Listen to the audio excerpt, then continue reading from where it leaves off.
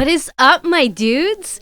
It's the Reddit Fairy. I'm finally here and ready with my very first YouTube video on my brand new channel. I'm going to be bringing you the tastiest, most scrumptious little tidbits from the enchanted land of Reddit. And guess what else? They're going to be uncensored.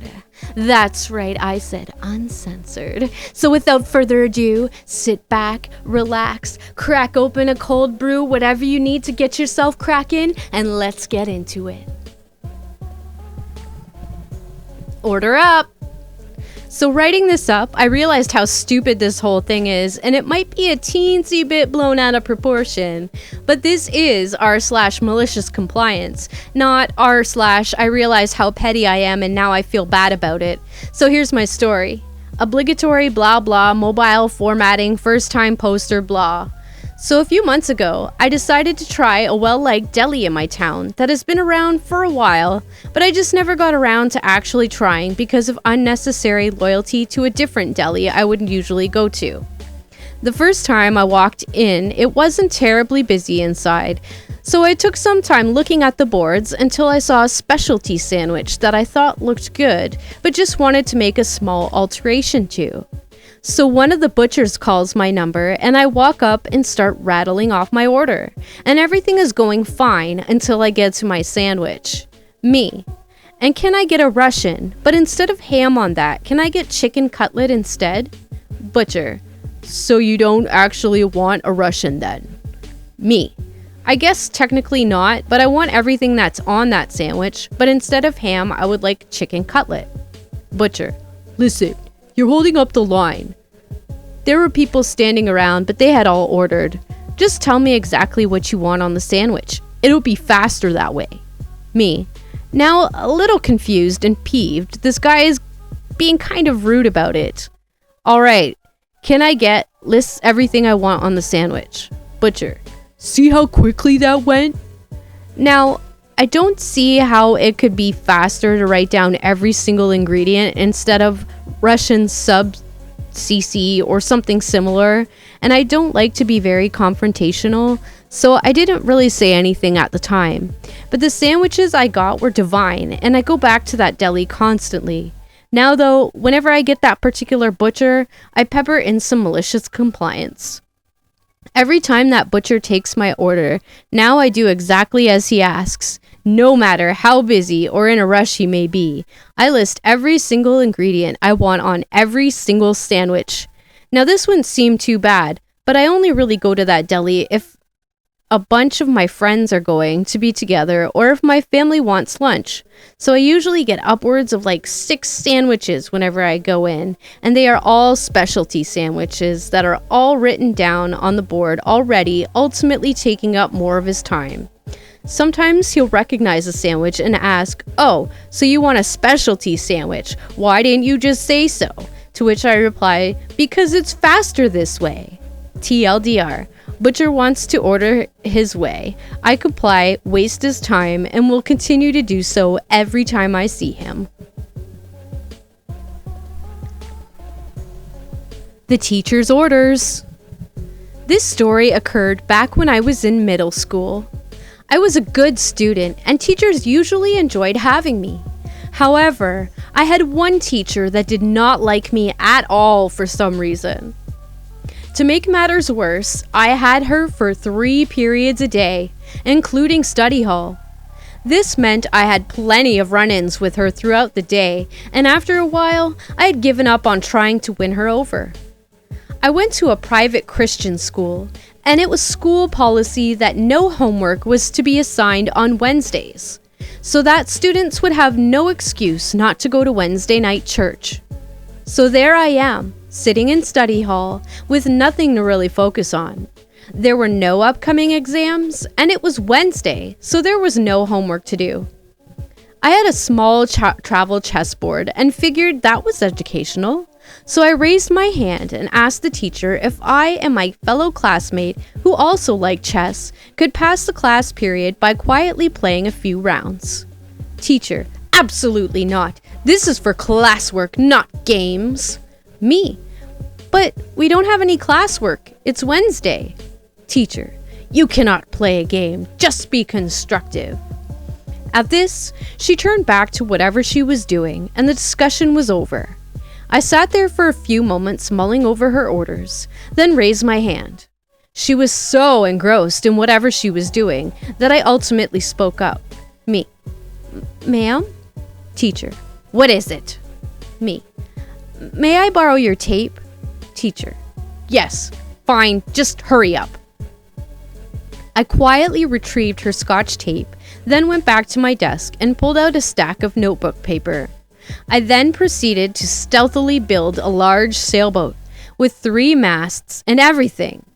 It wasn't until I was working on an ornamental mermaid for the bow that the class had become entertained in my activities and started to snicker and laugh, causing the teacher to look up from her desk. Teacher. What on earth? Step outside now! In the hall, the lecture I was given was pretty extensive and ended with a question of what I thought I was doing by building a boat during study hall, to which I sheepishly grinned and replied, Ma'am, you said to be constructive. Detention for a week. What was more painful, though, is that she trashed the boat. She might have survived this if she had been a courteous douche. I was working at a company that, despite being a multinational, had a very small staff due to its nature, very specialized medical fields. This, plus the constant staff absences from the office due to site and field trips, meant that everyone, at all degrees of seniority, came and went from the head office and mucked in and did whatever needed doing whenever they were there. Eventually, however, it came to the point of needing a dedicated office person for answering the phone, data entry, filing, etc., so the specialist could focus more on the medical work, and a girl was hired. I was away consulting on a site setup when she started, and this is what happened when I came back and met her. I got back in the morning and wasn't planning on working immediately after such a long trip. Instead, I was planning on, as I usually did on Wednesday when I was in the city, picking up my 5-year-old nephew from school and going to the park with him. We were going to drop off some papers and a case full of medical equipment at the office on the way. So I arrive at the office wearing jeans with a child in tow. This is fairly unremarkable. Our job schedule is non-standard, and to accommodate this, drop-ins at all hours in various states of sometimes casual dress are frequent. Me. Hi. You must be girl's name. She cuts me off. Office girl. What do you want? Me. Just dropping off the equipment case and some paperwork. Office girl. Doesn't bother to reply. Just shrugs towards the back where the case goes. I put the papers on the edge of the desk in order to wrangle the case into its cupboard. Office girl.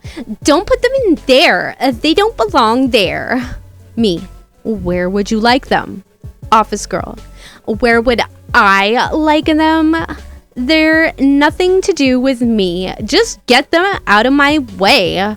Me. Takes a deep breath. Remembers she has no way of knowing who I am or my role with the company. Actually, these need to be entered in the computer. So should I just hand them to you, or do you have an in tray? Office girl. How about you do your work and stop trying to slough it on me? And that child shouldn't be in here. My nephew, who has been in the office many times, looks startled at this and a bit upset. Me. I understand you were taking over in the office. She cuts me off again. Office girl. That's right. And as the manager, I need to tell you that in the future, you need to dress appropriately and do the work you're given. Me. Another deep breath. Tries to muster sympathy as she's new and possibly hasn't realized the jeans and the child aren't out of line for a quick drop-off. I summon a smile for a final attempt at making the encounter more unpleasant. You know, I never finished introducing myself. I'm office girl to my nephew. Don't touch anything. Just because your mother, she meant me, lets you get away with coming in here doesn't mean I will put up with it. In fact, you can go and stand outside. Nephew is confused and distraught at this attack and bursts into tears. Me, suddenly not giving a damn if she's new and losing all sympathy and smile.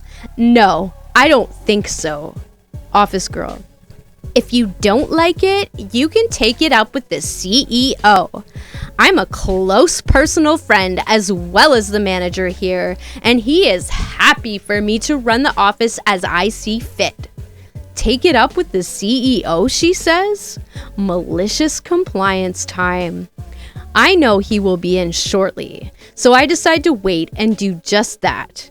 Soon, he comes in the door. Nephew, Daddy! Runs over and gets hugs. CEO to me.